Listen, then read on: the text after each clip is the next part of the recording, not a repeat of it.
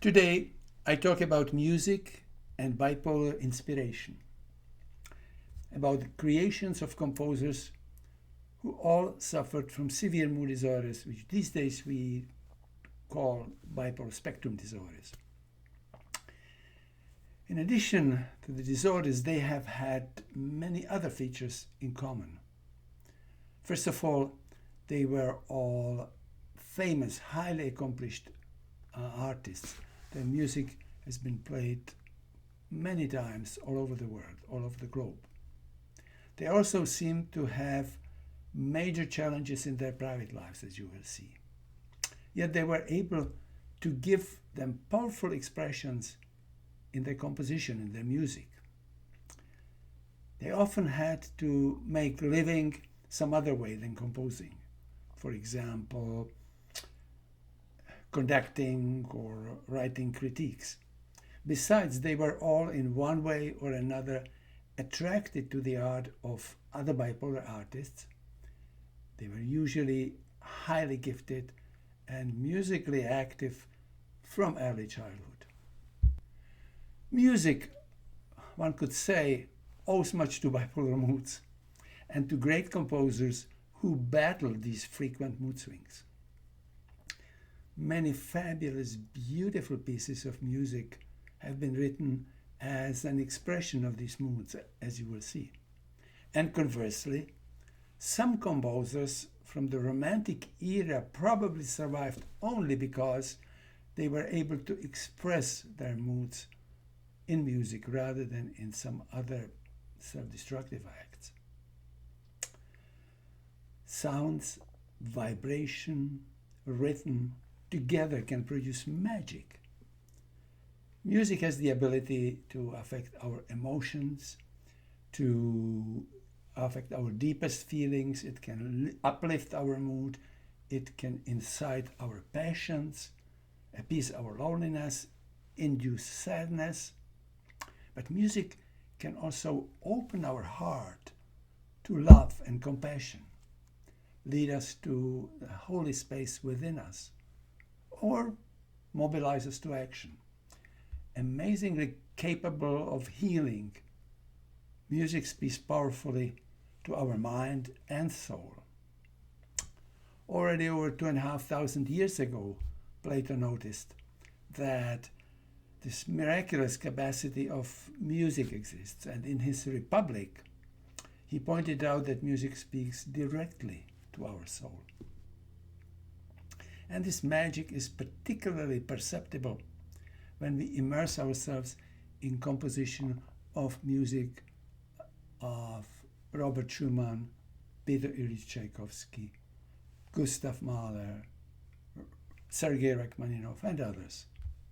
Composers who experienced extraordinary intense emotions and non-ordinary mind states, and yet they strive to share them with us through music. Now, to touch briefly on bipolar disorders. For many centuries, mental depressions and manias have been affecting people from all over walks of life, all stripes. Rich, poor, young, old, celebrities, ordinary people. But after the recent death of many young people in our communities, and of some stars such as Robin Williams, there's been increased interest in these bipolar conditions. And according to the World Health Organization, mood disorders, along with anxiety states and addiction, are on the increase. The classic manic depression used to present with manias and depressions, but this is not true anymore. Thanks to Professor Ann Duffy, we now know that the same mind and brain dysfunction can earlier in life manifest in other ways, as sleep problems, anxiety states, fears, and obsessions. And recent studies actually show that during our lifetime, up to 10% of us may have one or more encounter with some of the bipolar states. Most relevant to creativity are the mild states of mania, hypomanias. They present with elevated mood, energy, elevated productivity, increased self-esteem, increased sexual appetite, decreased need for sleep, and often sharpened original creative thinking. And recent studies have also shown that up to a half of recurrent depressions, of what appears as recurrent depressions, may actually have bipolar underpinning. Thus, some people may be troubled by severe depressions, and the elevated mood only emerges later in life, or while others may struggle mostly with manias. Over a century ago, the word depression was introduced into our daily parlor. And many people now use this word depression when they feel lousy, because they slept poorly, or have conflict at work, or somebody disappointed them at home. But that's not the depression we're talking about here. When people get struck with clinical depression, major depression, they are unable to feel anything positive or pleasurable.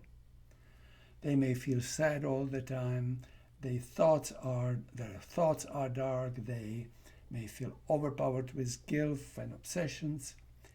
Any activity just becomes too much. One may feel paralyzed. Their sleep becomes profoundly disrupted, appetite is altered, body rhythms and body clocks are out of order, the brain chemistry is transformed, and mind just works differently. Worse, sometimes ideas might emerge that life is not worth living, or impulses surface to harm oneself, to end it all. And fame and position do not protect us.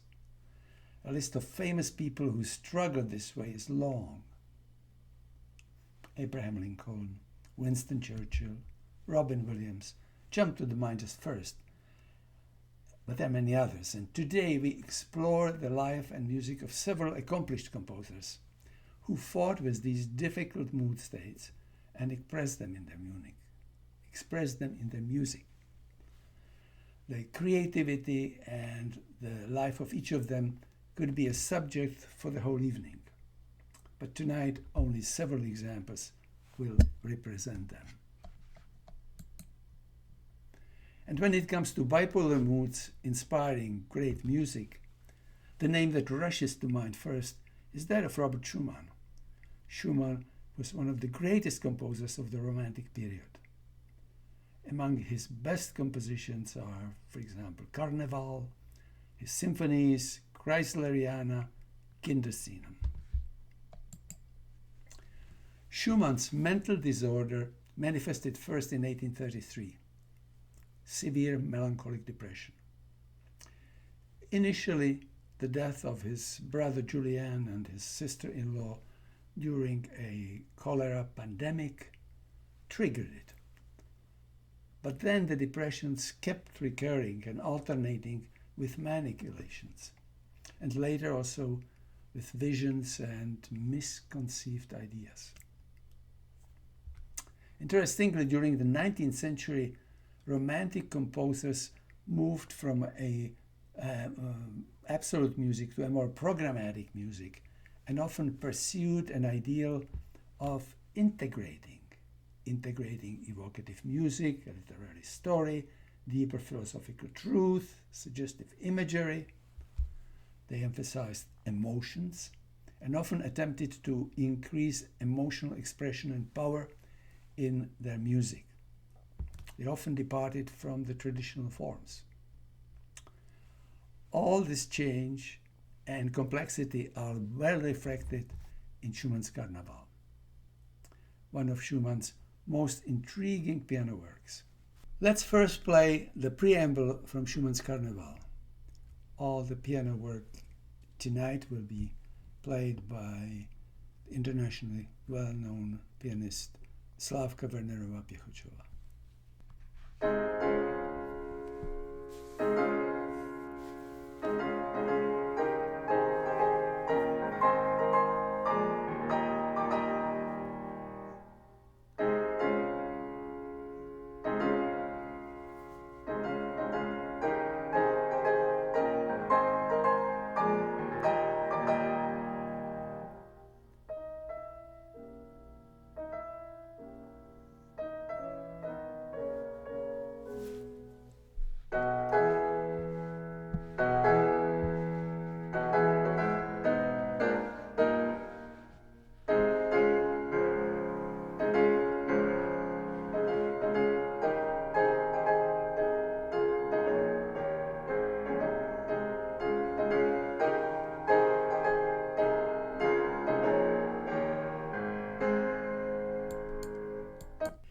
Schumann's composition of Carnival is a good representation of Schumann's creativity that combines music, communication with beloved ones, admired literature, and some philosophy.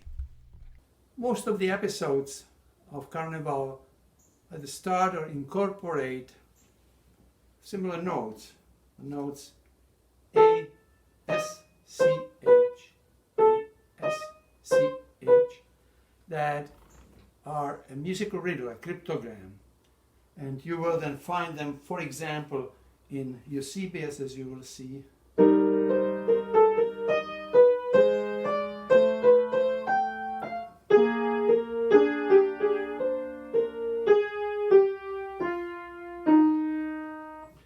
And then in a very different tempo, different form in the opposite, Florestan.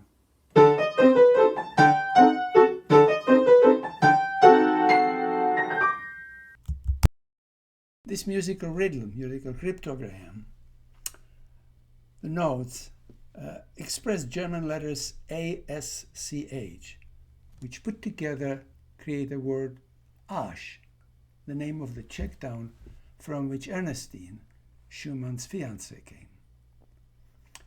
But the riddle really has multiple meanings. Schumann often used this way of communicating through music with Clara, his future wife, when he needed to bypass her father and to get a message to her. The leitmotifs of Florestan and Eusebius, the two contrasting protagonists that keep reemerging in music, in Schumann's music, writing, and presumably in Schumann's mind, are also based on these notes. These are imaginary characters created by Schumann himself. Now, first comes Eusebius, Schumann's dreamy side, reflecting the melancholic, quiet, self-reflecting, introspective self.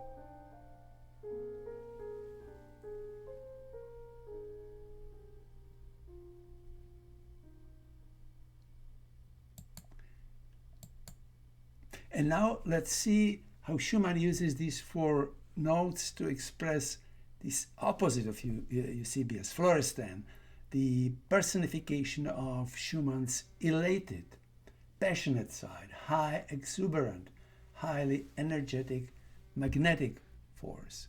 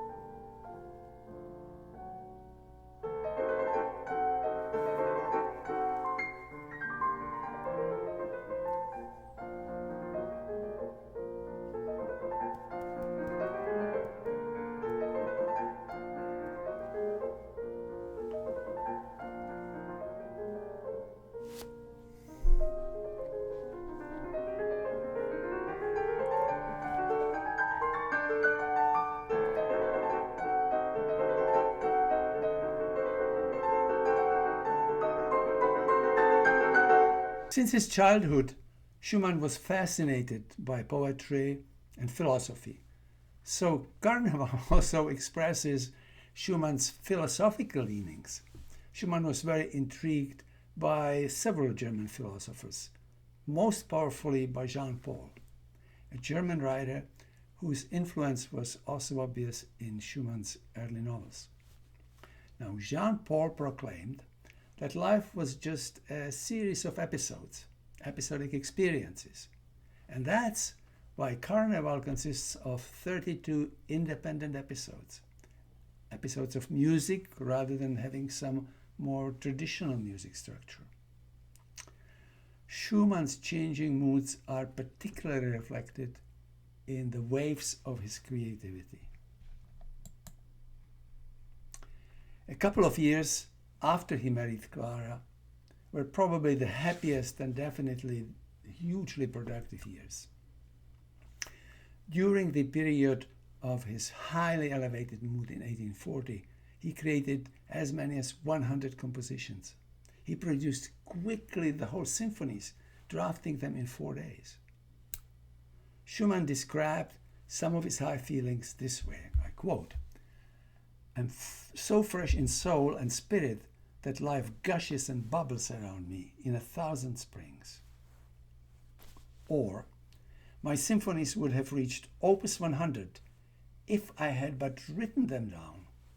Sometimes I'm so full of music and so overflowing with melody that I find it simply impossible to write down anything." End of quote. On the other hand, the times when Schumann was depressed were utterly sterile. Nothing got composed. During his depression in 1844, for example, he did not compose a single note for the whole year. As soon as he tried to work, he was seized with an apprehension of death, fear of high places, phobias of all metal objects, fits of shivering, heart pounding. And he felt, as he said, as he wrote, he were dead or completely losing his mind. Well, the illness progressed. 4 years after his marriage, Schumann visited St. Petersburg. A friend of his described the evening, and I quote, "Schumann was as usual silent and withdrawn the whole evening. He spoke very little and just murmured incomprehensibly. Schumann sat mostly in a corner near the piano. Sunken head, his hair was hanging in his face. He had a pensive expression on his face." Well, in January 1854, Schumann suffered a renewal of the symptoms that had threatened him earlier throughout his life. He also imagined that some voices were sounding in his ear and he heard angelic music coming to him. One night, he actually suddenly left his bed, having dreamt or imagined that a ghost, purportedly the spirit of Schubert, had dictated a spirit theme to him. A young violinist, a close friend of Schumann's, kept a detailed record of the composer's progress of the illness, filled with entries like, quote, "February 24th. I visited him at noon, and Frau Schumann asked me to go walking with him.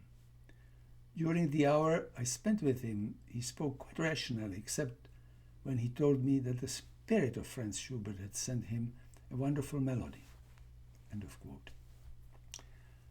The composer's wife, Clara, described the night late in February 1854, in which Schumann, according to her, quote, "wrote down a melody which he said the angels had sung to him. When the morning came, the angels transformed themselves into devils and sang horrible music." Finally, on February 27th, Schumann attempted suicide by throwing himself into the icy waters of the Rhine River. After a suicide attempt, Schumann was admitted to a mental hospital near Bonn, and he died there 2 years later, in 1856, at the age of mere 46. We can only dream the beautiful music we could have heard and he could have written had he lived longer. So, we will now hear Schumann's piano quintet in E-flat major that seems to reflect the sequence of his opposing moods.